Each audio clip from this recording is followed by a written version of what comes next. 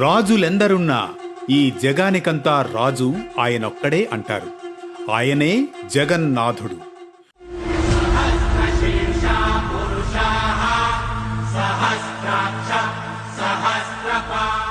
ఒడిశాలోని పూరిలో ప్రతి ఏటా అంగరంగ వైభవంగా జరుగుతుంది జగన్నాథ రథయాత్ర. మరి ఈ రథయాత్ర ఇంత ఘనంగా నిర్వహించడంలోని ఆంతర్యం ఏంటి? ఊరేగింపులో పాల్గొనే విగ్రహాలు ఎందుకు సగమే చెక్కి ఉంటాయి? తదితర జగన్నాథ రథయాత్రలోని ఆసక్తి గొలిపే విశేషాలను మీ ముందుకు తీసుకువస్తోంది వేటు న్యూస్ నేటి పరమార్థం.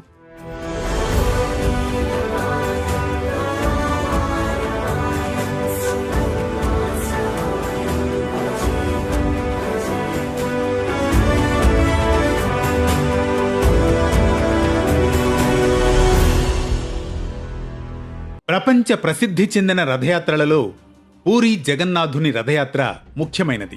ప్రతి ఏటా ఆషాఢమాసంలో శుక్లపక్షంలో విదియ తిథి నాడు అనగా నేడు పూరి జగన్నాథ రథయాత్ర ప్రారంభమవుతుంది.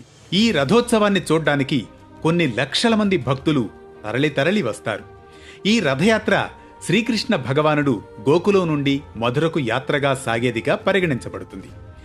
జగన్నాథుడంటే దశావతారాల్లోని కృష్ణుని అవతారానికి మూల కారణమైన శ్రీ మహావిష్ణువే కదా. జగాలన్నిటికీ నాథుడు గనుక శ్రీ జగన్నాథుడుగా పేరు సార్థకమైందంటారు. హిందూ మత విశ్వాసాల ప్రకారం జగన్నాథుడిని శ్రీ మహావిష్ణువు అవతారంగా పరిగణిస్తారు. ప్రతి ఏటా జరిగే ఈ రథయాత్రను శ్రీ జగన్నాథపురి, పురుషోత్తమపురి, శంఖక్షేత్రం, శ్రీక్షేత్రం అని కూడా పిలుస్తారు. పద్మపురాణం ప్రకారం జగన్నాథుని సోదరి సుభద్ర నగరం చుట్టూ తిరగాలనే కోరికను వ్యక్తం చేస్తుందట. అప్పుడు జగన్నాథుడు తన సోదరుడు బలభద్రుడు అనగా బలరాముణ్ణి రథంపై ఎక్కించుకుని నగరానికి తీసుకువెళతాడు. ఈ సంఘటన ఆషాఢమాసంలో అప్పుడు జరిగిందట. అందుకు ప్రతీకగా అప్పట్నుంచి ఈ రథయాత్రను ప్రతి సంవత్సరం నిర్వహించడం ఆనవాయితీగా వస్తోంది. రథాన్ని తయారు చేసేందుకు ప్రతి సంవత్సరం కొత్త వేప చెట్టు, కొత్త కలప, కొత్త వెదురు బొంగులను మాత్రమే వాడుతారు. ఒక ప్రత్యేకమైన చెక్కను దారు అంటారు. ఈ రథాన్ని నిర్మించేందుకు ఉత్తమమైన కలపను ఎంపిక చేసిన తర్వాతే ఆ చెక్కతో రథం నిర్మాణం జరుగుతుందట. కానీ సగం రూపొందించిన విగ్రహాలే ఇక్కడ ఎందుకు పూజిస్తారో కూడా ఒక నేపథ్యం ఉంది, తెలుసుకుందాం. ఇంద్రద్యుమ్న మహారాజుకు స్వామి స్వప్నంలో కనిపించి తన మూర్తిని కొయ్యలో మలచమని ఆనతిస్తారట. విగ్రహాన్ని మలచేందుకు ఒక వృద్ధమూర్తి తనంత తానుగా రాజు వద్దకు వచ్చాడట. కలలో స్వామివారు సెలవిచ్చిన శిల్పరూపం ఆయనలో చూచి రాజు ఒప్పుకున్నాడట. అయితే ఒక షరతు మాత్రం పెట్టాడట ఆ వృద్ధమూర్తి. గది తలుపులు మూసి తాను తెరవమనేంత వరకు తెరిచి చూడకూడదనే నియమం విధించాడట ఆ శిల్పి. అందుకు రాజు ఒప్పుకుంటారు. కాని కొన్నాళ్ల తర్వాత ఇంద్రద్యుమ్న మహారాజు గారి పట్టమహిషి రాణి గుండిచ ఓర్పు వహించలేకపోయిందట. అసలు ఈ ముసలాయన ఏం చేస్తున్నాడు, ఎలా ఉన్నాడు చూడాలనే ఉత్కంఠ ఆమెను నిలువనీయలేదట. పర్యవసానంగా ఆమె తటాలను తలుపు తీసిందట. అంతే, శిల్పి అదృశ్యమయ్యాడట.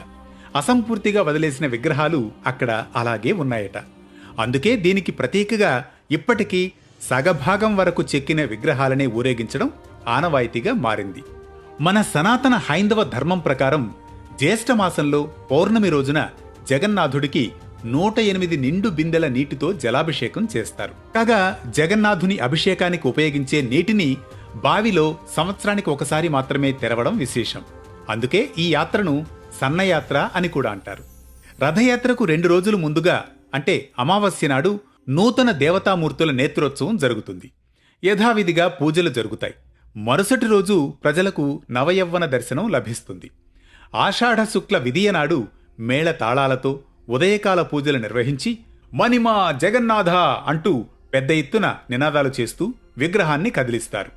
ఈ జగన్నాథుని రథయాత్రలో పాల్గొనడం వల్ల సర్వతీర్థయాత్రల ఫలాలు లభిస్తాయంటారు భక్తులు. మరో